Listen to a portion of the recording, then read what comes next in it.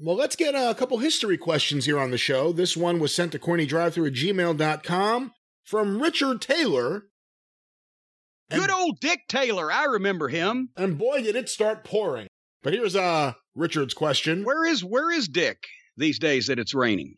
He put Dover in parentheses, but it was just right after his name. I don't know if that's his town or... Would that be Delaware or the White Cliffs of?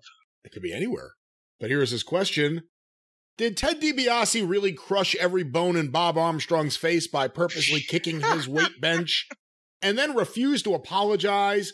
Why am I just hearing of this?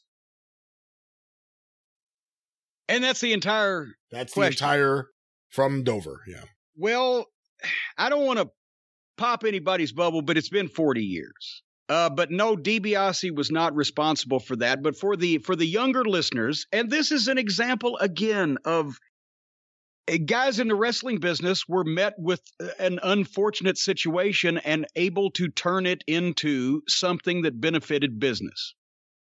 In this case, in Georgia, DiBiase was a heel at the time. Wasn't that what he had the black glove also at this point in time? Did he not? Yeah. When he used the glove? I believe so. So the point is, Bob Armstrong was a huge babyface, and Bullet Bob, as we've said many times, was not only a workout fanatic, but lifted heavy because of the arms and the chest that he had till he passed away at age of 80. He was strong as a bull and he lifted heavy. And he's working out one day. He's top babyface of Georgia territory. And he's working out and God, I've heard the story years ago from him, but I can't remember the details. But the point of the matter is that somehow the weights were not affixed to the bar. The collar came loose, whatever. Something happened. And the weight that he's benching that heavy weight and it fucking went sideways and he lost it. And the bar came down on his forehead basically and rolled across his face and crushed, if not all the bones, a lot of the bones in his face, his nose, his cheeks, almost killed him. And obviously he was out of action for a period of time. And when he came back, and we've mentioned this before, that's when the mask came up, the bullet came up, because when he came back, especially at first, he looked so different than he had before that it was, somewhat off-putting because he had some, reconstruction go on there. And that's why Brad Armstrong, till the day he passed away, he looked like Bullet did before the accident. He had a long, narrow nose, and he had more angular features. Bob's face post-accident, and his nose was flatter and wider. And anyway, but when he was able to come back, Bob, to wrestling, they blamed DiBiase for the accident, that he somehow, what was he came in the gym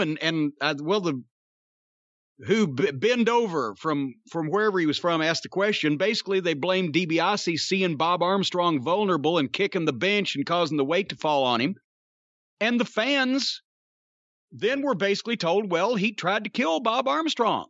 And so this motherfucker must pay. And they turned something that happened in real life into that people would hear about and know about in terms of an accident, Bob being out for some time, him looking differently, and they put heat on a heel so that he could come back and work with the guy, which is classic fucking wrestling. But after all these years, no, unfortunately, I can now debunk the rumor that DiBiase really did attempt to kill Bob Armstrong. But that's 40 years later, he's asking this question. Do you think 40 years from now, somebody's going to ask if MJF really did mean to kill Jericho when he pushed him off the fucking thing and he took the bump on the MyPillow? No, but I think people will be asking, did Jericho mean to kill MJF's career?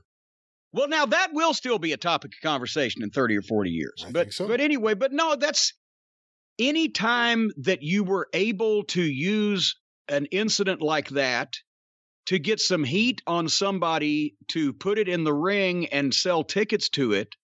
That's why every time somebody was legitimately injured, the first thing that the booker, wherever they were working, was going to do was figure out, how can I tie this into something? Is it something we can use?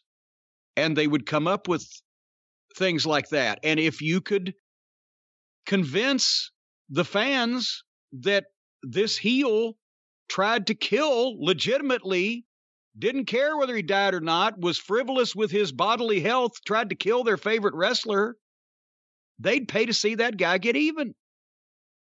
And that's, that's again, and that was part of being a heel. And you welcomed shit like that. I mean, I bet a lot of these guys now, I don't want people to think that I tried to kill so-and-so for real.